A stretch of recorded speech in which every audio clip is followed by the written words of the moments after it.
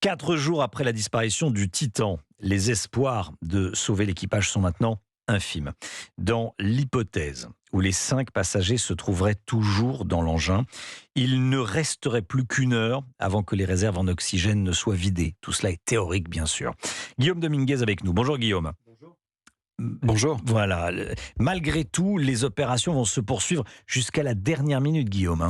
Oui, il faut rester optimiste et garder espoir jusqu'au bout. C'est ce qu'a déclaré l'un des capitaines des gardes-côtes américains. Les recherches se poursuivent ce matin dans une zone 2 fois plus grande que l'Île-de-France.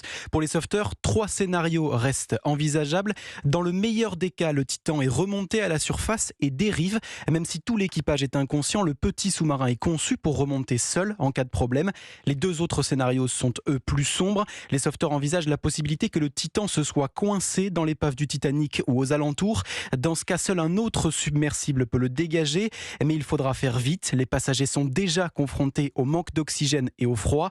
3e scénario, la coque en carbone du Titan a été abîmée, ce qui signifierait la mort instantanée des passagers à cause de la très forte pression des grands fonds. Une 3e hypothèse qui semble la plus probable pour Jean-Louis Barbier, ancien commandant de sous-marins dans la marine et ingénieur naval. Le contact a été perdu au bout de 2 heures. C'est à peu près le temps qu'il faut pour plonger sur le Titanic. Donc il était à la verticale de son point de plongée. S'il avait une perte d'électricité qui est prise de sa communication, il a remis en œuvre ses moyens de remontée rapide et il aurait fait surface au point quasiment où il avait plongé. C'est pas le cas. Ce que je crains vraiment, c'est qu'il se soit passé quelque chose de grave sur la coque et que malheureusement, il n'y ait plus beaucoup d'espoir. La détection de bruits sous-marins découverts hier, qui constitue la seule piste des sauveteurs, n'a pour le moment rien donné. Nous ne pouvons pas vous dire ce que sont ces bruits, ont indiqué hier soir les gardes-côtes. Guillaume Dominguez, merci beaucoup.